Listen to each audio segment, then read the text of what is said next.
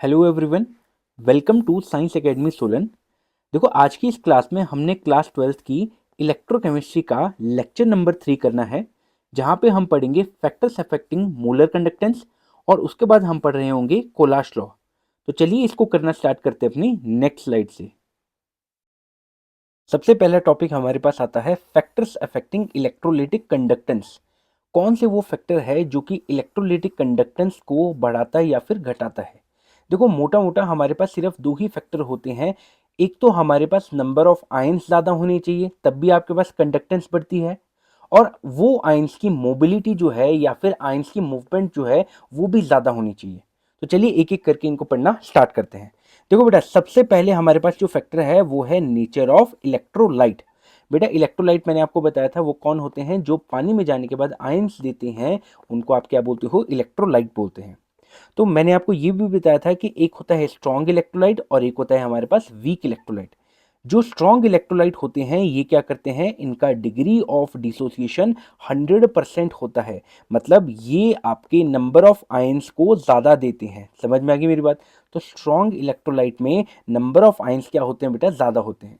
अब अगर बेटा इसके पास नंबर ऑफ आयंस मतलब केटाइन और एनाइन अगर बहुत ज़्यादा है तो उनकी वजह से कंडक्टेंस भी ज़्यादा होने वाली है। तो इसीलिए कहते हैं जो स्ट्रॉन्ग इलेक्ट्रोलाइट है उनकी कंडक्टेंस ज़्यादा होती है, लेकिन जो वीक इलेक्ट्रोलाइट है उनके अंदर नंबर ऑफ आयंस कम होते हैं। फॉर एग्जांपल बेटा, एसिटिक एसिड। अगर आप एसिटिक एसिड का केस देखते हो तो यहाँ पे क्या होती है, डिसोसिएशन कंप्लीट नहीं होती है। तो यहाँ पे CH3COO नेगेटिव और यहाँ पे मिलता है H+। लेकिन अगर आपने ये 100 लिए थे तो सिर्फ आपको 5 एसिटेट आयन मिलेंगे और बेटा 5 ही आपको H+ आयन मिलेगा।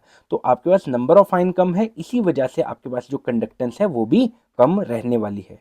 तो चलिए अपना दूसरा फैक्टर देखते हैं। नेक्स्ट फैक्टर मेरे पास आता है इंटर आयनिक अट्रैक्शन। अगर आप बात करते हो इंटर आयनिक अट्रैक्शन की तो मैं आपको यहाँ पे एक एग्जांपल बताता हूँ। मान लो हमारे पास यहाँ पे दो कंटेनर है, यहाँ पे ए है, यहाँ पे ए है और यहाँ पे बेटा बी और बी है। यहाँ पे दो तरह के सॉल्यूट है।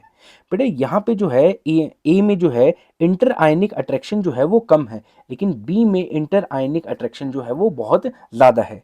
तो जैसे ही आपकी कंडक्टेंस स्टार्ट होगी तो बेटा इसकी मूवमेंट कम होगी, इसकी मूवमेंट कम होगी या फिर इसकी मूवमेंट कम होगी। तो बेटा जहाँ पे फोर्स ऑफ अट्रैक्शन ज़्यादा होगा वहाँ पे बेटा फोर्स ऑफ अट्रैक्शन जहाँ पे ज़्यादा होगा वहाँ पे मूवमेंट ऑफ आयंस जो होगी वो आपके पास लेस होने वाली है। लेकिन जहाँ पे बेटा फोर्स ऑफ अट्रैक्शन कम होगा वहाँ पे आपकी मूवमेंट ऑफ आयन जो है वो ज़्यादा होने वाली है। तो यहाँ पे क्या लिखा है, if inter ionic attraction will increase. देखो बेटा, जो कि ये वाला केस है, देन आयंस की मोबिलिटी क्या कर जाएगी बेटा, डिक्रीज। तो ये आपके कम मूवमेंट करेंगे क्योंकि फोर्स ऑफ अट्रैक्शन इनके बीच में ज़्यादा है। और अगर इनकी मूवमेंट कम होगी तो इनकी कंडक्टेंस भी कम होने वाली है। लेकिन बेटा अगर आपके पास कहीं पे इंटर आयनिक अट्रैक्शन कम है, जैसे कि ए के केस में है, तो इनकी मोबिलिटी जो है, आयनिक मोबिलिटी जो है वो बढ़ने वाली है। और अगर आयंस ज़्यादा मूव करेंगे तो कंडक्टेंस भी बढ़ जाएगी। तो ये था आपके पास दूसरा फैक्टर। तो चलिए जंप करते हैं अपने तीसरे फैक्टर की तरफ। थर्ड फैक्टर आपके पास है काफ़ी इंपॉर्टेंट, जो कि है विस्कोसिटी ऑफ मीडियम। देखो बेटा, यहाँ पे है एक लिक्विड ए और यहाँ पे है लिक्विड बी। अच्छा, लिक्विड ए जो है उसकी थिकनेस कम है बेटा, लेकिन लिक्विड बी की थिकनेस ज़्यादा है। मतलब अगर मैं विस्कोसिटी की बात करूं तो ए की विस्कोसिटी कम है और बी की विस्कोसिटी ज़्यादा है। अच्छा, अगर आप मेरे को एक बात बताएं, इनकी विस्कोसिटी अगर कम है और इसकी विस्कोसिटी ज़्यादा है तो किसमें आपका केटाइन या फिर एनाइन जल्दी से मूव करेगा? ऑब्वियसली बेटा ए वाले में केटाइन और एनाइन जल्दी मूव करेंगे। तो बेटा जब यहाँ पे मूवमेंट फास्ट है तो मैं क्या बोलूँगा, इसकी मोबिलिटी ज़्यादा है। लेकिन यहाँ पे क्या है बेटा, थिकनेस ऑफ लिक्विड जो है वो ज़्यादा है, जिसकी वजह से आपका मूवमेंट जो है उसमें हिंड्रेंस मिलेगी। और अगर हिंड्रेंस मिलेगी तो आपके पास रेजिस्टेंस बढ़ जाएगी, लेकिन जो कंडक्टेंस है, जो आपके पास कंडक्टेंस है वो डिक्रीज होने वाली है। तो आपके पास डायरेक्ट सा फैक्टर क्या आता है कि अगर आपके पास विस्कोसिटी विस्कोसिटी विस्कोसिटी अगर आपके पास बढ़ेगी तो आयंस की जो मोबिलिटी वो क्या कर जाएगी बेटा, डिक्रीज कर जाएगी। और अगर आयंस मूव नहीं करेंगे तो कंडक्टेंस भी डिक्रीज करेगी। तो यहाँ पे आपको लिक्विड दिख रहा है। अच्छा, मोबिलिटी का क्या है बेटा, ए में ज़्यादा मोबिलिटी है और बी के अंदर बेटा मोबिलिटी कम है। और अगर आयन ए के अंदर ज़्यादा मूव कर रहा है तो इसकी कंडक्टेंस भी ज़्यादा है और बी की कंडक्टेंस कम है। तो आप यहाँ पे रीड कर सकते हो, on increasing the viscosity of medium the conductance of solution will decrease. तो अपना तीसरा फैक्टर देखते हैं, चौथा फैक्टर देखते हैं बेटा आप। नेक्स्ट फैक्टर आपके पास आ रहा है बेटा, वो है टेम्परेचर। ये भी काफ़ी इंपॉर्टेंट है। अच्छा बेटा, टेम्परेचर इंक्रीज करने से क्या होता है? तो यहाँ पे केटाइन है और यहाँ पे क्या है बेटा, एनाइन है। तो मान लो आपने यहाँ पे इस कंटेनर को हीट किया और यहाँ हीट करने से क्या हो रहा है बेटा, टेम्परेचर बढ़ रहा है। तो जैसे जैसे बेटा टेम्परेचर बढ़ेगा, इन आयंस की, केटाइन और एनाइन की काइनेटिक एनर्जी क्या कर जाएगी बेटा, बढ़ जाएगी। और अगर इनकी काइनेटिक एनर्जी बढ़ेगी तो जो भी कोई इनकी बीच की जो फोर्स ऑफ अट्रैक्शन थी, फोर्स ऑफ अट्रैक्शन क्या होने लग जाएगी बेटा, कम होने लग जाएगी। और मैंने पहले भी बताया था कि अगर फोर्स ऑफ अट्रैक्शन कम होगी तो आपके पास कंडक्टेंस ऑब्वियसली बढ़ने लग जाएगी। तो ये था बेटा आपके पास फोर्थ फैक्टर। अगला फैक्टर हमारे पास आता है बेटा हाइड्रेटेड साइज। देखो हाइड्रेटेड साइज का क्या मतलब है, जो हाइड्रेशन है it is inversely proportional to size of ion. अब इसको सुनना जरा ध्यान से। देखो मान लो आपके पास कोई एक आयन है जिसका साइज बहुत छोटा है, तो जब ये इसको आप पानी में डालेंगे तो ये जो है ये ज़्यादा वाटर मॉलिक्यूल जो है वो अट्रैक्ट करेगा, जिसकी वजह से जो इसका हाइड्रेटेड साइज है, इसको क्या बोलेंगे हम, हाइड्रेटेड हाइड्रेटेड साइज। जो बेटा इसका हाइड्रेटेड साइज है वो काफ़ी बड़ा होने वाला है। लेकिन अगर बेटा आपके पास आयन ऑलरेडी कोई बड़ा है और इसको अगर आप पानी में डालते हो तो ये जो है वो कम वाटर मॉलिक्यूल को अट्रैक्ट करता है, तो जिसकी वजह से इसका जो हाइड्रेटेड साइज है वो क्या होने वाला है बेटा, छोटा होने वाला है। इसको बोलते हैं हाइड्रेटेड हाइड्रेटेड आयन या फिर हाइड्रेटेड साइज। तो मतलब जितना छोटा है वो ज़्यादा पानी को अट्रैक्ट करेगा और उसकी हाइड्रेशन ज़्यादा होने वाली है। लेकिन जितना बड़ा साइज है केटाइन या एनाइन का, वो उतना ही कम वाटर मॉलिक्यूल को अट्रैक्ट करके उतना ही छोटा हाइड्रेटेड साइज बनाता है। अब बेटा इसका साइज बड़ा है और इसका साइज क्या है, छोटा है। तो जिसका हाइड्रेटेड साइज बड़ा होता है उसकी मूवमेंट जो होती है वो कम होती है, तो इसी वजह से कंडक्टेंस जो होती है इसकी कम होती है। लेकिन जिसका हाइड्रेटेड साइज जो है वो छोटा है, उसकी बेटा मूवमेंट जो है, मूवमेंट या फिर आयनिक मोबिलिटी, वो क्या करने वाली है बेटा, ज़्यादा होने वाली है। और उसकी वजह से बेटा आपके पास कंडक्टेंस जो है वो ज़्यादा होने वाली है। तो चलिए इसको पढ़ना स्टार्ट करते हैं। तो मैंने आपको बता दिया कि हाइड्रेशन जो है it is inversely proportional to size of ion, मतलब जितना छोटा है उतना बड़ा उसका हाइड्रेटेड साइज होगा। जैसे बेटा देखते हैं, जैसे लिथियम क्लोराइड है, सोडियम क्लोराइड है, पोटेशियम क्लोराइड है, रुबिडियम क्लोराइड है और सीलियम क्लोराइड है। तो इसका आयोनिक साइज क्या है बेटा, देखो ionic size on moving top to bottom size तो घट बढ़ता है बेटा। तो लिथियम का सबसे छोटा है, सोडियम का बड़ा है, पोटेशियम का बड़ा है, रुबिडियम का और भी बड़ा है और सीजियम का और भी बड़ा है। तो मैंने आपको क्या बताया, अगर इसका साइज छोटा है तो ये वाटर मॉलिक्यूल को ज़्यादा अट्रैक्ट करेगा, लेकिन बेटा सीजियम जो है वो कम वाटर मॉलिक्यूल को अट्रैक्ट करेगा। तो अगर आप यहाँ पे हाइड्रेटेड साइज देखो तो लिथियम का हाइड्रेटेड साइज जो है वो बड़ा है क्योंकि वाटर मॉलिक्यूल जुड़े हैं। लेकिन सीलियम का साइज बड़ा होने की वजह से इसके सराउंडिंग में जो वाटर मॉलिक्यूल जुड़े हैं वो काफ़ी कम है। तो जिसकी वजह से इसका जो हाइड्रेटेड साइज है वो लिथियम आयन का, लिथियम जो एक्वस है उसका बेटा सबसे बड़ा है, लेकिन जो सीलियम एक्वस है उसका साइज सबसे छोटा है। तो बेटा जिसकी वजह से हाइड्रेटेड साइज ये है। और अगर बेटा लिथियम एक्वस का हाइड्रेटेड साइज सबसे बड़ा है तो इसकी आयोनिक मोबिलिटी कम होगी। तो बेटा सुनना, जैसे जैसे हाइड्रेशन बढ़ेगी आयोनिक मोबिलिटी क्या करेगी, डिक्रीज। और अगर आयंस मूव नहीं करेंगे तो कंडक्टेंस कम हो जाएगी। तो यहाँ पे कंडक्टेंस का लगभग ऑर्डर क्या आता है, जो लिथियम क्लोराइड एक्वस होता है, sodium chloride aqueous, potassium chloride, rubidium chloride और सीजियम क्लोराइड। अब इसका हाइड्रेटेड साइज सबसे बड़ा है तो इसकी मूवमेंट सबसे कम होगी और कंडक्टेंस भी सबसे कम होने वाली है।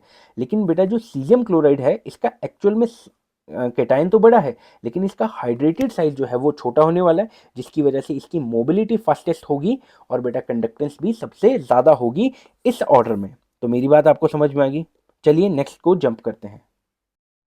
नेक्स्ट फैक्टर हमारे पास आता है बेटा इफेक्ट ऑफ डाइल्यूशन। हमने क्या करना है बेटा, डाइल्यूट करना है आपके किसी भी इलेक्ट्रोलाइट को।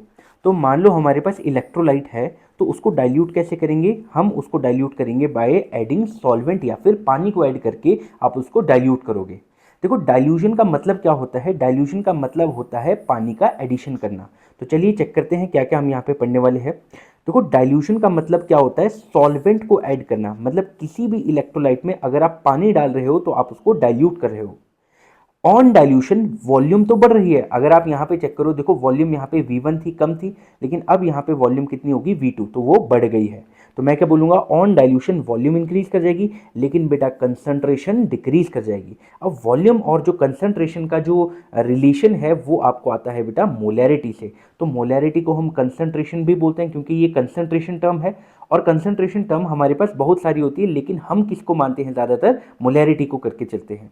तो बेटा मोलैरिटी क्या होती है, mole of solute divide by volume of solution. तो अगर हम यहाँ से चेक करें तो कंसंट्रेशन जो है it is inversely proportion to volume. तो बेटा अगर वॉल्यूम कहीं पे बढ़ रही होगी तो वहाँ पे कंसंट्रेशन डिक्रीज कर रही होगी। तो ये हमने देख लिया कि सर जितना ज़्यादा आप यहाँ पे पानी डालोगे उतना ज़्यादा यहाँ पे वाटर के मॉलिक्यूल भी ऐड होंगे, और आपके पास बेटा यहाँ पे जो कंसंट्रेशन है वो डिक्रीज करती जाएगी। अच्छा, एक और टर्म यहाँ पे हम आगे पढ़ेंगे जिसको बोलते हैं एट इनफाइनाइट डाइल्यूशन। एक होता है डाइल्यूशन, डाइल्यूशन मतलब नॉर्मल पानी डालना, और एक होता है इनफाइनाइट डाइल्यूशन।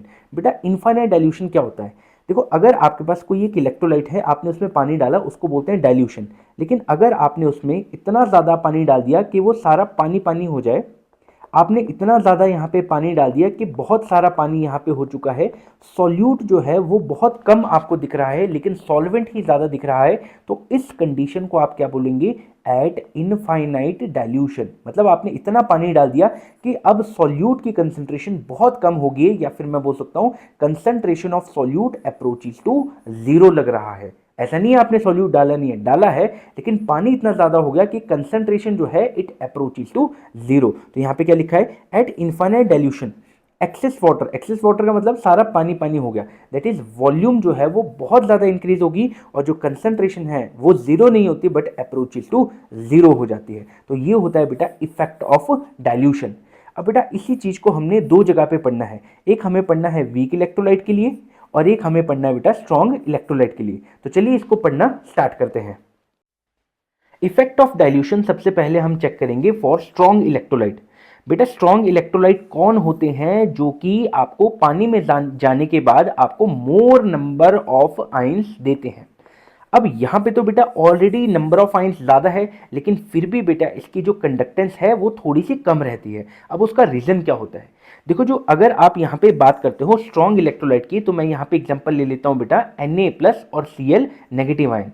तो बेटा जब ये केटाइन और एनायन है तो इनका आपस में भी बेटा फोर्स ऑफ अट्रैक्शन बहुत ज़्यादा रहने वाला है, जिसकी वजह से क्लोरीन जो है वो इलेक्ट्रोड की तरफ और सोडियम जो है वो दूसरे इलेक्ट्रोड की तरफ नहीं जा पाएगा। मतलब कि क्लोरीन जो है वो एनोड के पास नहीं जाएगा, और बेटा सोडियम जो है वो कैथोड के पास नहीं जाएगा। समझ में आ गई मेरी बात, जाएगा लेकिन इतना स्पीड से नहीं जाएगा, जिसकी वजह से बेटा कंडक्टेंस जो है उस पर इफेक्ट पड़ेगा। वो क्यों होता है, क्योंकि इनके बीच की जो फोर्स ऑफ अट्रैक्शन है वो काफ़ी ज़्यादा है, क्योंकि ये कैटाइन है और ये आपके पास एनाइन है।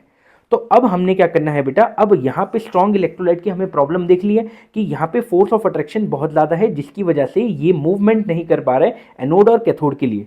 अब हमने क्या करना है बेटा, अब हमने इसको डाइल्यूट कर देना है। डाइल्यूट मतलब पानी ऐड करना है। तो बेटा जैसे ही आप इसमें पानी डालते हो तो कुछ आपको ऐसा केस मिलेगा। तो जैसे बेटा आपने यहाँ पे पानी ऐड किया, तो अब क्या हुआ, सोडियम और क्लोरीन के बीच में कौन आगे बेटा, वाटर मॉलिक्यूल आगे। देखो यहाँ पे पॉजिटिव चार्ज है और यहाँ पे नेगेटिव चार्ज है, और यहाँ पे है बहुत सारे वाटर मॉलिक्यूल। तो वाटर मॉलिक्यूल ने क्या किया, इनके बीच का ये जो डिस्टेंस है उसको बेटा इंक्रीज कर दिया, या फिर मैं बोल सकता हूँ इनके बीच की जो फोर्स ऑफ अट्रैक्शन है उसको डिक्रीज कर दिया। और बेटा अगर इन दोनों के बीच की फोर्स ऑफ अट्रैक्शन बहुत कम है तो इनकी मूवमेंट बहुत फास्ट हो जाने वाली है, और जिसकी वजह से बेटा कंडक्टेंस भी बढ़ेगी और बेटा मोलर कंडक्टेंस भी बढ़ने वाली है। लेकिन एक इंपॉर्टेंट चीज़, कंडक्टिविटी वो डिक्रीज करेगी, और चेक करते हैं क्यों ऐसा होता है। तो देखते हैं यहाँ पे क्या लिखा है, ऑन डाइल्यूशन जैसे ही आप यहाँ पे पानी ऐड करते हो तो force of attraction of strong electrolyte क्या करता है, डिक्रीज। मैंने आपको पहले ही बताया कैटाइन और एनाइन के बीच की जो फोर्स ऑफ अट्रैक्शन है वो प्रॉब्लम थी। तो जैसे ही आपने पानी डाल दिया, इन दोनों के बीच का जो फोर्स ऑफ अट्रैक्शन है वो डिक्रीज हो जाएगा, क्योंकि बीच में कौन आएगा, वाटर मॉलिक्यूल आएंगे। तो फोर्स ऑफ अट्रैक्शन क्या कर जाएगा, डिक्रीज। देयरफॉर कंडक्टेंस इंक्रीज होती है और मोलर कंडक्टेंस भी बढ़ जाती है, क्योंकि आपने पानी डाला। अब इनके बीच का फोर्स ऑफ अट्रैक्शन खत्म हो गया, अब ये एनोड की तरफ भागेगा, सॉरी ये कैथोड की तरफ भागेगा और ये एनोड की तरफ भागेगा। तो आई होप ये वाली बात आपको समझ में आई होगी। लेकिन एक और यहाँ पे इंपॉर्टेंट बात है, देखो आपने पढ़ा होगा जो मोलर कंडक्टेंस होता है वो क्या होता है, कापा इंटू 10⁻³ और डिवाइड बाय कंसंट्रेशन। मेरी बात समझ में आ गई? तो बेटा जब मोलर कंडक्टेंस बढ़ रहा है तो कंडक्टिविटी भी तो बढ़नी चाहिए, क्योंकि वो तो डायरेक्टली प्रोपोर्शन है। लेकिन बेटा यहाँ पे क्या है, वेर एज ऑन डाइल्यूशन कापा या फिर कंडक्टिविटी डिक्रीज होती है। तो ये बेटा एक बहुत इंपॉर्टेंट क्वेश्चन है कि जैसे जैसे आप डाइल्यूट करते हो चीजों को, ऑन डाइल्यूशन कंडक्टेंस इंक्रीज करती है, मोलर कंडक्टेंस भी इंक्रीज करती है, लेकिन कापा जो है वो आपके पास डिक्रीज करता है। तो आंसर हमें देखना है कि ये आपके पास डिक्रीज क्यों करता है। तो बेटा हमने क्या देखा था, मोलर कंडक्टेंस सॉरी कंडक्टिविटी होता क्या है, देखो इसमें इसमें इसमें का क्या मतलब है, यूनिट वॉल्यूम। यूनिट वॉल्यूम का क्या मतलब है, 1 सेंटीमीटर क्यूब के अंदर जो आयंस है उसकी वजह से आता है बेटा आपके पास क्या, कंडक्टिविटी। तो जैसे ही बेटा आप पानी डालते हो तो मान लेते हैं इसके अंदर पहले 10 केटाइन थे और 10 ही आपके पास कौन थे बेटा, एनाइन थे। लेकिन जैसे ही आपने पानी डाल दिया, पानी डालने का क्या मतलब है, ऑन डाइल्यूशन, जैसे ही आप इसको डाइल्यूट कर दोगे, अब इसके अंदर बेटा केटाइन और एनाइन वो कम नहीं हो जाएंगे, क्यों, क्योंकि यहाँ पे क्या आ गया बेटा, वाटर मॉलिक्यूल आ गया। अब यहाँ पे केटाइन है मान लो 5 और एनाइन भी है मान लो 5, तो आपके पास यूनिट वॉल्यूम में नंबर ऑफ केटाइन और एनाइन डिक्रीज करके इस वजह से बेटा आपके पास कंडक्टिविटी जो है वो डिक्रीज कर जाते हैं। तो बेटा इसका रीजन मैंने आपको बता दिया। तो यहाँ पे पढ़ लेते हैं जरा, वेयर एज ऑन डाइल्यूशन कापा क्या करता है बेटा, डिक्रीज करता है, because number of ion per unit volume decrease करती है। क्यों, क्योंकि उसकी जगह पे अब साथ में कौन आ जाएंगे बेटा, वाटर मॉलिक्यूल्स ऐड हो जाएंगे। तो ये आपने देखा बेटा स्ट्रॉन्ग इलेक्ट्रोलाइट के केस में जब आप पानी को ऐड करते हो। लेकिन अब एक बात बहुत ध्यान से सुनेंगे, जैसे ही आप यहां पे पानी डाल रहे हो कंडक्टेंस जो है वो इंक्रीज कर रही है, मोलर कंडक्टेंस इंक्रीज कर रही है। आपने और पानी डाला, मोलर कंडक्टेंस और बढ़ी, आपने और ज्यादा पानी डाला, मोलर कंडक्टेंस और बढ़ा, आपने बेटा और पानी डाला, मोलर कंडक्टेंस और बढ़ रहा है। तो अब आप ये कब तक करेंगे, तो आपने क्या करना है, आपने एक बारी में इतना ज्यादा पानी डाल देना है कि जो मोलर कंडक्टेंस है ना बेटा, वो जो मैक्सिमम मोलर कंडक्टेंस है ना बेटा, मैक्सिमम मतलब एक इलेक्ट्रोलाइट आपकी एक एक मोल इलेक्ट्रोलाइट कितना मैक्सिमम मोलर कंडक्टेंस दिखा सकता है, वो हमें चेक करना है। और वो कैसे चेक होगा बेटा, by adding infinite dilution. Infinite dilution का मतलब अभी हमने देखा कि आपने इतना पानी डाल देना है कि कंसंट्रेशन अप्रोचेस टू 0 हो जाए। तो चलिए चेक करते हैं। तो यहां पे लिखा है बेटा एट इनफाइनाइट डाइल्यूशन, मतलब आपने कंटेनर में पहले तो थोड़ा बहुत वाटर ऐड किया, सॉल्वेंट थोड़ा बहुत ऐड किया, लेकिन अब आपने इतना ज्यादा पानी ऐड कर देना है कि जो कंसंट्रेशन है इट अप्रोचेस टू 0। लेकिन पानी के ऐड करने से बेटा मोलर कंडक्टेंस बढ़ रहा था, तो आपने इनफाइनाइट डाइल्यूशन मतलब जब आपने बहुत ज्यादा पानी डाल दिया तो जो मोलर कंडक्टेंस है अब वो क्या आ जाएगा बेटा, मैक्सिमम मोलर कंडक्टेंस दिखाएगा। मैक्सिमम मतलब जितनी उसकी कैपेसिटी थी, जितनी NaCl की, जितनी 1 मोल NaCl की कैपेसिटी थी वो आपको दिखाने वाला है मैक्सिमम करंट, और उसका क्या नाम होता है बेटा, molar conductance at infinite dilution. तो चलिए चेक करते हैं। At infinite dilution concentration will approaches to 0 and जो मोलर कंडक्टेंस था मतलब 1 मोल इलेक्ट्रोलाइट का जो कंडक्टेंस था वो क्या बन जाएगा बेटा, मैक्सिमम मोलर कंडक्टेंस। तो बेटा इस चीज को क्या बोलेंगे कि ये मैक्सिमम करंट ये शो कर सकता है, इससे ऊपर जो आपका कोई भी इलेक्ट्रोलाइट है वो करंट शो नहीं कर सकता है। तो देखो बेटा इसको क्या क्या बोलते हैं, इसको बोलते हैं molar conductance at infinite dilution. Infinite dilution मतलब जब आपने बहुत ज्यादा पानी डाल दिया। दूसरा क्या बोलते हैं बेटा, लिमिटिंग मोलर कंडक्टेंस। लिमिटिंग का क्या मतलब है कि लिमिट सेट होगी, इससे ऊपर आपका कंडक्टेंस जो है वो शो नहीं हो सकता। या फिर इस चीज को तीसरी चीज क्या बोल सकते हैं, मैक्सिमम मोलर कंडक्टेंस। तो आई होप ये वाली बात आपको समझ में आई होगी। अब हमने डाइल्यूशन का इफेक्ट स्ट्रॉन्ग इलेक्ट्रोलाइट में तो देख लिया, और हमने देखा कि वो क्या करता है, जैसे आप किसी चीज को डाइल्यूट करते हो आपके पास फोर्स ऑफ अट्रैक्शन को डिक्रीज करता है, जिसकी फोर्स ऑफ अट्रैक्शन डिक्रीज हो रही है जिसकी वजह से कंडक्टेंस बढ़ रही है, मोलर कंडक्टेंस भी बढ़ रही है, और आपके पास जो कापा है वो डिक्रीज कर रहा है। तो ये हमने देख लिया है। अब हमने देखना है कि अगर सर आप वीक इलेक्ट्रोलाइट, आपने क्या लिया है बेटा, यहाँ पे कंटेनर में आपने एक ऐसा इलेक्ट्रोलाइट लिया है जो कि वीक है। और बेटा वीक की क्या खासियत होती है, ये आपके डिग्री ऑफ डिसोसिएशन को काफी कम रखता है। मतलब आपके केटाइन और एनाइन, बेटा सुनना, केटाइन और एनाइन जो होते हैं वो काफी कम होते हैं। तो यहां पे क्या होता है बेटा, वीक इलेक्ट्रोलाइट के केस में degree of dissociation of weak electrolyte increase होता है जब आप डाइल्यूट करते हो। जैसे बेटा एग्जांपल मान लेते हैं, आपके पास क्या है बेटा, एक एसिटिक एसिड है। जब तक वो कंसंट्रेटेड फॉर्म में है, आपने उसको डाइल्यूट नहीं किया है, तो वहां पे क्या है, जो एसीटेट आयन है वो भी मान लो 5 है, और जो बेटा H प्लस आयन है वो भी मान लो 5 है। तो मतलब आपका एसिटिक एसिड जो है वो 5% डिसोसिएट कर रहा है। मतलब इसका डिग्री ऑफ डिसोसिएशन कितना है बेटा, 5%। और 5% तो बेटा कुछ भी डिग्री ऑफ डिसोसिएशन नहीं होता है, तो ये very weak degree of dissociation है इस टाइम। तो बेटा ये अल्फा इसका क्या है बेटा, बहुत कम है। तो ये है इसका कंसंट्रेटेड फॉर्म में, यहाँ पे 95% है और यहाँ पे 5 और 5% है। तो बेटा जब आपके पास इलेक्ट्रोलाइट के अंदर नंबर ऑफ आयंस कम है, प्लस और माइनस आपके पास कम है, तो बेटा यहाँ पे केटाइन और एनाइन की मूवमेंट एनोड और कैथोड की तरफ कम रहेगी, जिसकी वजह से कंडक्टेंस बहुत ही कम होगी, और बेटा मोलर कंडक्टेंस वो भी बहुत कम रही होगी। तो अब हमने देखना है इफेक्ट ऑफ डाइल्यूशन।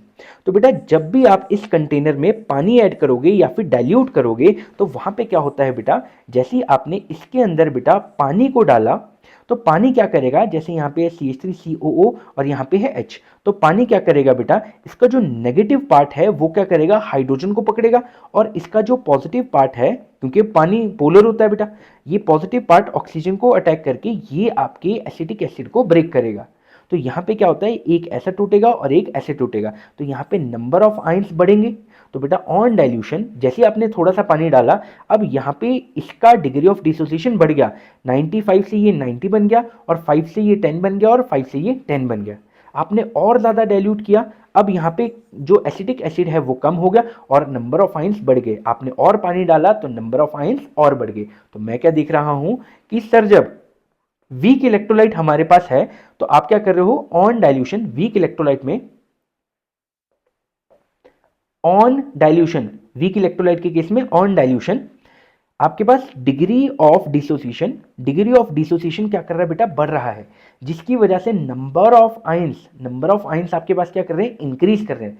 और बेटा अगर आपके पास आयंस ज्यादा है, तो उसकी वजह से मूवमेंट ऑफ आयंस ज्यादा होगी, कंडक्टेंस भी ज्यादा होगी, और मोलर कंडक्टेंस भी ज्यादा होने वाली है। तो आई होप यही बात समझ में आई होगी। तो चलिए यहाँ पे रीड कर लेते हैं, ऑन डाइल्यूशन, लेकिन किसमें, वीक इलेक्ट्रोलाइट में कंसंट्रेशन तो डिक्रीज करती है, वो तो ऑब्वियसली होता है, लेकिन वीक इलेक्ट्रोलाइट के केस में जैसे ही आप डाइल्यूट करते हो, तो देखो बेटा नंबर ऑफ आयंस बढ़ रहे हैं ना आपके पास, तो डिग्री ऑफ डिसोसिएशन क्या कर रहा है, इंक्रीज, क्योंकि ये ज्यादा टूट रहा है और उसकी वजह से आपके पास नंबर ऑफ आयंस जो है वो बढ़ रहे हैं। तो हमारे पास नंबर ऑफ आयंस बढ़ रहे हैं, अच्छा उसकी वजह से कंडक्टेंस बढ़ेगी, मोलर कंडक्टेंस भी बढ़ रही है, लेकिन कापा फिर से डिक्रीज हो रही है। और बेटा सेम रीजन है, सेम रीजन मतलब जब आपके पास मोर कंसंट्रेटेड था, तो यहाँ पे 1 सेंटीमीटर क्यूब में, तो बेटा 1 सेंटीमीटर क्यूब में ज्यादा नंबर ऑफ आयंस थे, लेकिन जैसे ही आपने पानी डाला, तो 1 सेंटीमीटर क्यूब के अंदर अब सॉल्वेंट भी तो आ रहा है, अब यहाँ पे वाटर मॉलिक्यूल भी तो आ रहा है, तो यहाँ पे बेटा कंडक्टिविटी जो है वो डिक्रीज करेगी। तो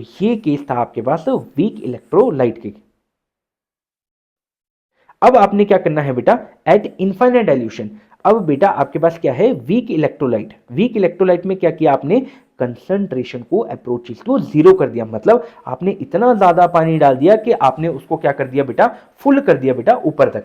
तो यहां पे क्या होता है बेटा, जब आपने डाइल्यूशन क्या कर दिया, इनफाइनाइट डाइल्यूशन कर दिया, उस टाइम पे कंसंट्रेशन जो है अप्रोचेस टू जीरो। और बेटा जो भी कोई वीक इलेक्ट्रोलाइट है, जैसे कि मैं आपको यहां पे बताता हूं, जैसे कि मेरे पास क्या है, CH3COOH है, तो यहां पे अभी ये क्या कर जाएगा, एसिटेट आयन में कन्वर्ट हो जाएगा, और बेटा H प्लस आयन में कंप्लीटली कन्वर्ट हो जाएगा, क्योंकि आपके पास इतने ज्यादा मॉलिक्यूल है अब कि वो सारे के सारे एसिटिक एसिड को कैटाइन और एनाइन में डिसोसिएट कर देंगे। मतलब अब जो आपके पास वीक इलेक्ट्रोलाइट था, ये भी स्ट्रॉन्ग की तरह बिहेव कर रहा है। तो बेटा एट इनफाइनाइट डाइल्यूशन जो अल्फा है, अल्फा मतलब डिग्री ऑफ डिसोसिएशन, वो कितना हो जाएगा बेटा, वो 100% हो जाएगा, बहुत ज्यादा टूट जाएगा। और बेटा उस टाइम पे जो वीक इलेक्ट्रोलाइट है वो किसकी तरह बिहेव करेगा, स्ट्रॉन्ग इलेक्ट्रोलाइट की तरह बिहेव करेगा। तो चलिए चेक करते हैं क्या लिखा है यहाँ पे, at infinite dilution concentration approaches to zero. और बेटा जब इतना ज्यादा आपने पानी डाल दिया है, तो बेटा वीक इलेक्ट्रोलाइट किसकी तरह एक्ट करेगा, वो स्ट्रॉन्ग इलेक्ट्रोलाइट की तरह एक्ट करेगा। क्यों, क्योंकि बहुत ज्यादा पानी डालने से पूरी की पूरी डिसोसिएशन कंप्लीट हो चुकी है, मतलब अल्फा जो है वो 100 डिग्री हो चुका है। और बेटा जो मोलर कंडक्टेंस है वो मैक्सिमम करंट दिखाएगा, और जिसको क्या बोलते हैं आप, molar conductance at infinite dilution. तो बेटा डाइल्यूशन का हम एक कंक्लूजन ले लेते हैं। तो बेटा जैसे ही आपने डाइल्यूट किया तो उस टाइम पे आपके पास कंडक्टेंस जो है वो भी बढ़ी, मोलर कंडक्टेंस भी बढ़ी, लेकिन कापा क्या कर गया, डिक्रीज। क्यों? क्योंकि 1 सेंटीमीटर क्यूब के अंदर अब आपके पास नंबर ऑफ आयंस कम है, क्योंकि आपने नंबर ऑफ वाटर मॉलिक्यूल भी तो वहां पे ऐड किया है। अच्छा, ये तो आपके इंक्रीज किया, लेकिन बेटा वीक इलेक्ट्रोलाइट में और स्ट्रॉन्ग इलेक्ट्रोलाइट के केस में जो कंडक्टेंस और मोलर कंडक्टेंस बढ़ी उसका रीजन बिल्कुल अलग था। स्ट्रॉन्ग इलेक्ट्रोलाइट के केस में बेटा क्या रीजन था, वहां पे बेटा आपके पास फोर्स ऑफ अट्रैक्शन जो है, फोर्स ऑफ अट्रैक्शन बेटा वो डिक्रीज कर रही थी, जिसकी वजह से कंडक्टेंस भी बढ़ी, मोलर कंडक्टेंस भी बढ़ रही थी। लेकिन वीक इलेक्ट्रोलाइट के केस में क्या था बेटा, वीक इलेक्ट्रोलाइट के केस में अल्फा या फिर डिग्री ऑफ डिसोसिएशन क्या कर रहा था बेटा, वो बढ़ रहा था, जिसकी वजह से बेटा आपके पास नंबर ऑफ आयंस बढ़ गए, नंबर ऑफ आयंस बढ़ गए, जिसकी वजह से बेटा कंडक्टेंस भी बढ़ा और मोलर कंडक्टेंस भी बढ़ चुका है। तो ये था आपका कंक्लूजन फॉर डाइल्यूशन। अब हमने देखना है बेटा वीक और स्ट्रॉन्ग के लिए कंसंट्रेशन और मोलर कंडक्टेंस का क्या कर्व बनता है, जो कि बड़ा इंपॉर्टेंट है। तो इसको अपनी अगली स्लाइड में चेक करते हैं। तो देखते हैं बेटा determination of molar conductance of electrolyte eight infinite dilution. तो हमें क्या करना है बेटा, मैक्सिमम करंट निकालना है किसी भी इलेक्ट्रोलाइट का। मतलब हमें क्या निकालना है बेटा, मैक्सिमम मोलर कंडक्टेंस या फिर molar conductance at infinite dilution निकालना है बेटा हमको। तो हमें मैक्सिमम करंट निकालना है किसी भी इलेक्ट्रोलाइट का। तो हमने एक कर्व लिया है बेटा, यहाँ पे लिया है मोलर कंडक्टेंस और यहाँ पे लिया है बेटा √C। तो बेटा जैसे जैसे आप पानी डालते हो किसी भी इलेक्ट्रोलाइट में तो कंसंट्रेशन तो बेटा डिक्रीज ही करती है, ठीक है बेटा, डिक्रीज करती है। तो यहाँ पे एक बारी हमने लिया स्ट्रॉन्ग इलेक्ट्रोलाइट और एक हमने लिया है वीक इलेक्ट्रोलाइट।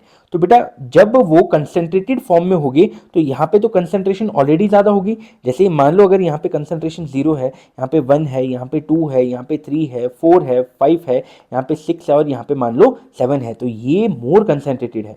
तो जैसे ही आप यहाँ पे पानी डालोगे तो आपकी कंसंट्रेशन डिक्रीज करेगी और आपका कर्व बेटा पीछे की साइड को चलेगा, क्योंकि वहां पे बेटा कंसंट्रेशन डिक्रीज कर रही है ऑन डाइल्यूशन। तो बेटा ये तो ऑलरेडी स्ट्रॉन्ग इलेक्ट्रोलाइट है। क्यों? क्योंकि इसकी मोलर कंडक्टेंस पहले से ही काफी ज्यादा है। लेकिन वीक में तो आयंस कम थे, तो जिसकी वजह से इसकी पहले वाली कंसंट्रेटेड फॉर्म में भी इसकी जो मोलर कंडक्टेंस थी वो काफी कम थी।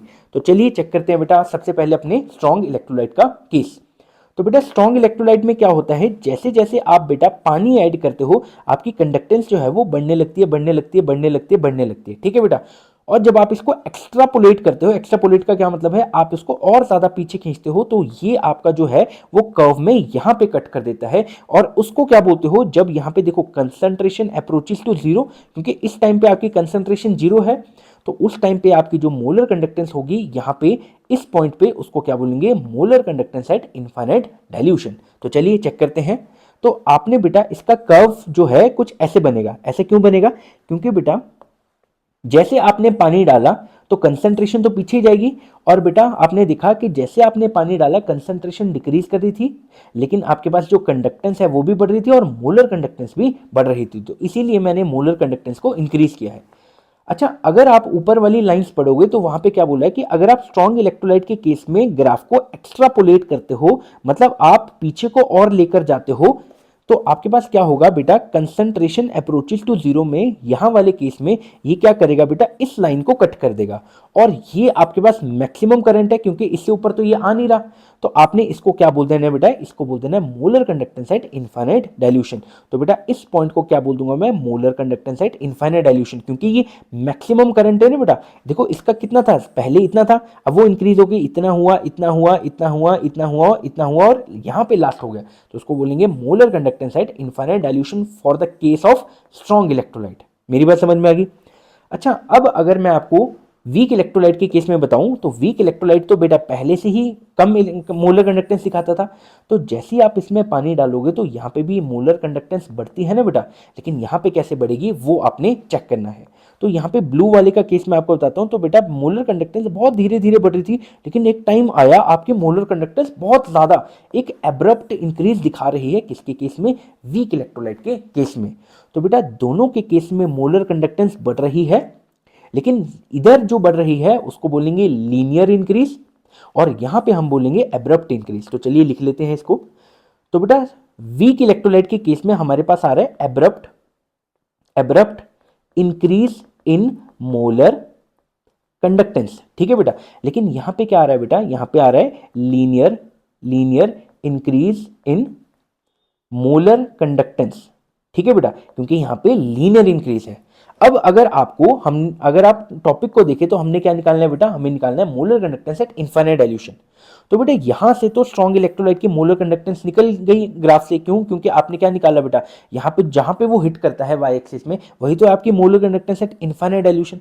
लेकिन आप ये वाली चीज ग्राफ से देखो, molar conductance at infinite dilution weak electrolyte के लिए इस ग्राफ से आप नहीं निकाल सकते, क्यों, क्योंकि ये बेटा आपकी पैरेलल वाई एक्सिस से हो रही है।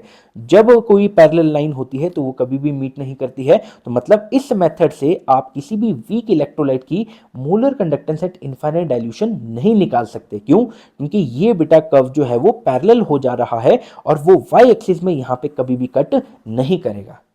अच्छा, जो स्ट्रॉन्ग इलेक्ट्रोलाइट के लिए ये जो इक्वेशन बन रही है वो होती है हमारे पास डिबाय हक्कल ऑनसैगर इक्वेशन, जिसको क्या लिखते हैं बेटा, डिबाय हक्कल हक्कल ऑनसैगर ऑनसैगर इक्वेशन।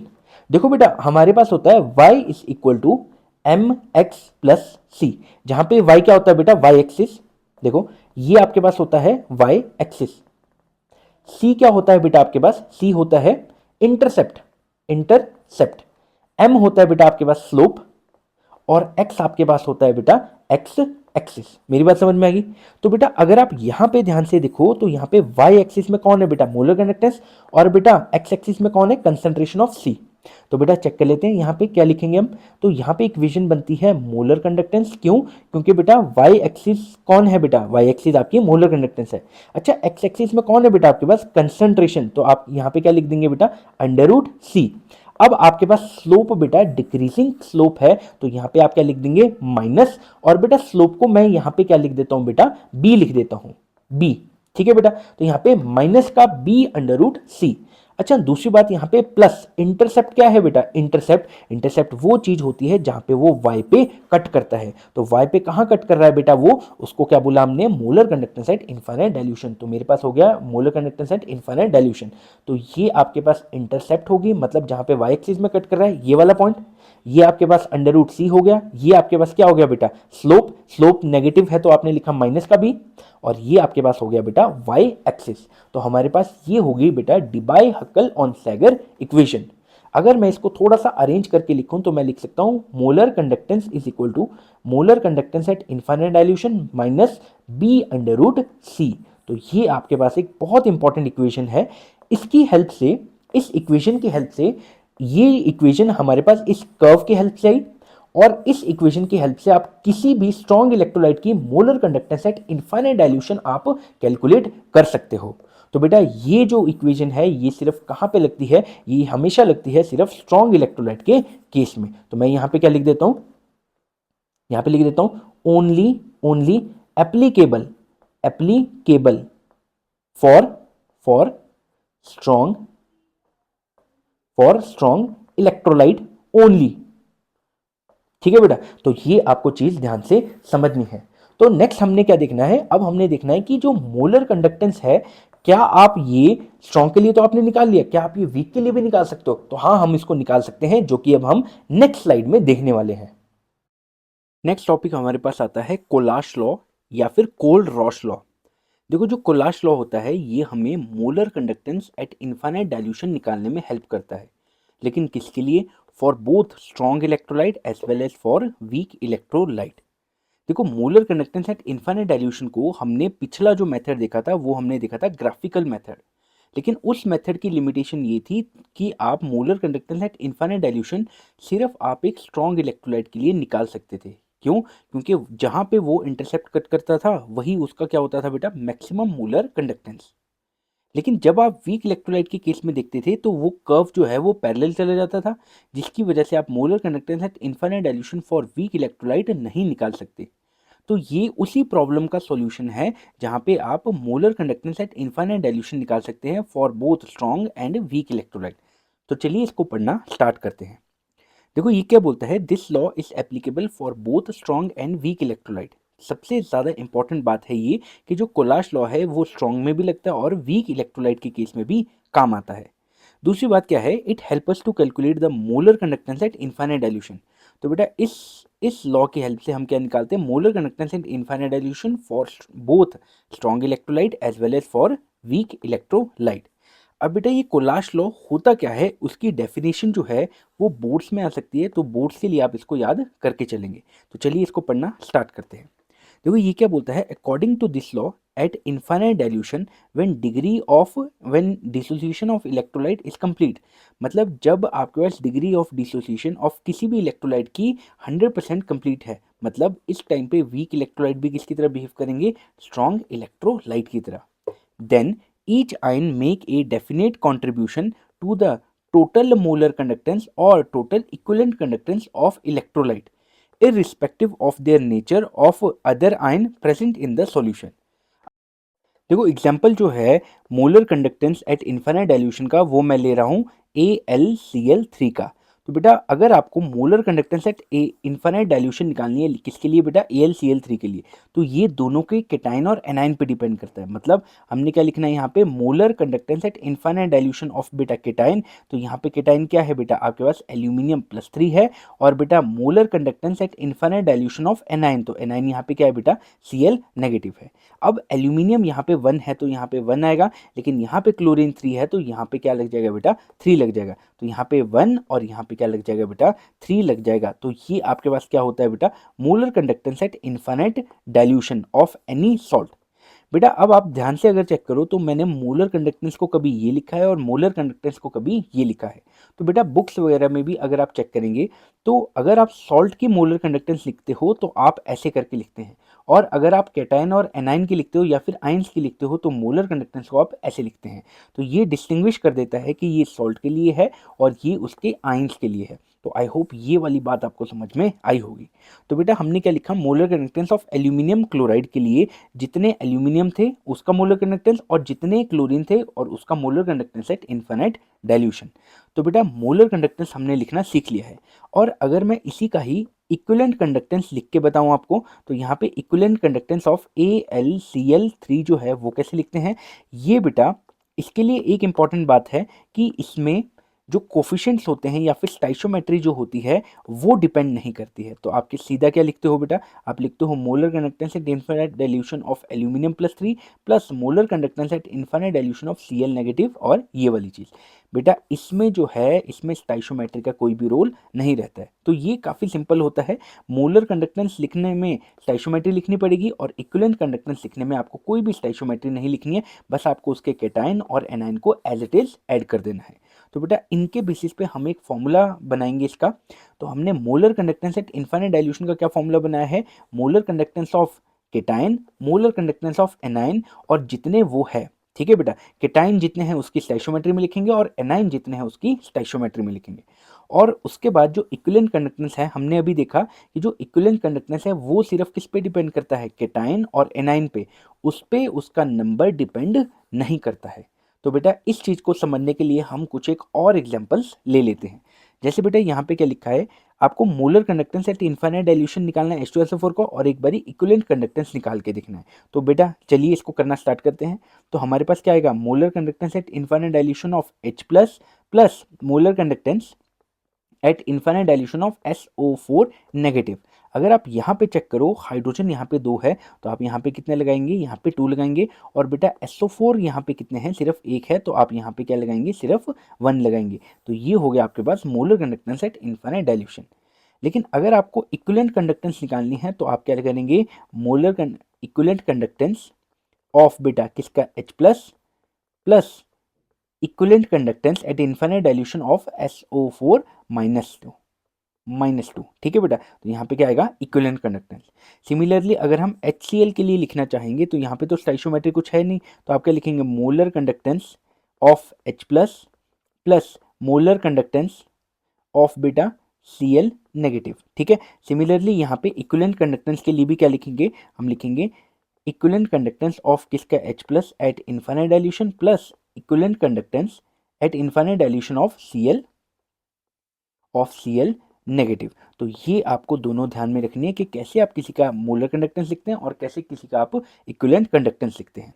एक और आपका एक एग्जांपल हम ले लेते हैं। यहाँ पे क्या लिखा है, molar conductance at infinite dilution of MgCl2। तो यहाँ पे क्या लिखेंगे, molar conductance at infinite dilution of किसका बेटा, मैग्नीशियम +2 का, plus molar conductance at infinite dilution of किसका बेटा, क्लोरीन नेगेटिव।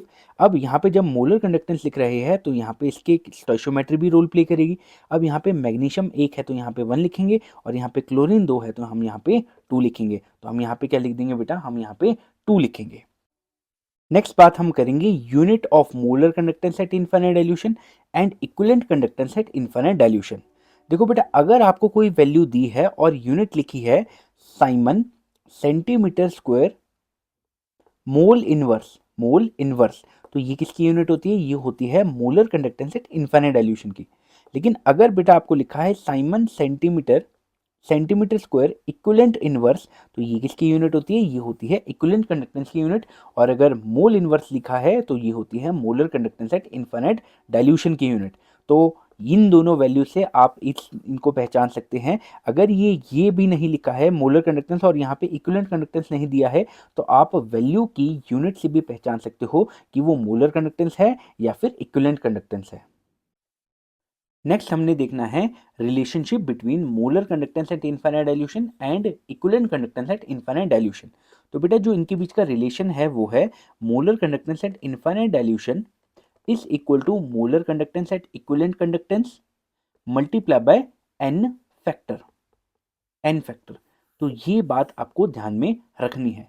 अगर बेटा कभी आपको इक्विवेलेंट कंडक्टेंस दी है और मोलर कंडक्टेंस निकालनी है तो आप मल्टीप्लाई बाय करेंगे एन फैक्टर, और अगर आपको मोलर कंडक्टेंस दी है और इक्विवेलेंट कंडक्टेंस निकालनी है तो आप क्या करेंगे बेटा, आप निकालेंगे equivalent conductance at infinite dilution is equal to molar conductance at infinite dilution divide by n n factor.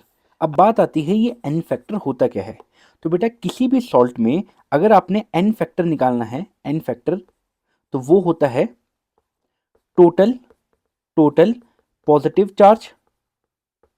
Charge और टोटल नेगेटिव चार्ज। ठीक है बेटा, जैसे कि फॉर एग्जांपल अगर मैं NaCl की बात करूं तो NaCl में क्या है बेटा, Na प्लस है और बेटा Cl नेगेटिव है। तो या तो आप प्लस की फॉर्म में ले लो या फिर आप नेगेटिव फॉर्म में ले लो। तो यहाँ पे एन फैक्टर कितना है बेटा, 1 है। अगर मैं बात करूँ MgCl2 की, तो यहाँ पे क्या है बेटा, Mg+2 है और बेटा 2Cl नेगेटिव है। तो बेटा यहाँ पे पॉजिटिव भी कितने हैं, 2, और नेगेटिव भी कितने हैं, 2। तो यहाँ का एन फैक्टर आपके पास कितने आने वाला है बेटा, 2 आने वाला है। तो आई होप ये वाली बात आपको समझ में आई होगी। इस वीडियो के लिए इतना ही। नेक्स्ट वीडियो में हम कोलाश लॉ की बहुत सारी एप्लीकेशन देखेंगे और उस पर डिपेंडेंट बहुत सारे न्यूमेरिकल्स भी देखने वाले हैं। Thanks for watching, subscribe this channel and like this video.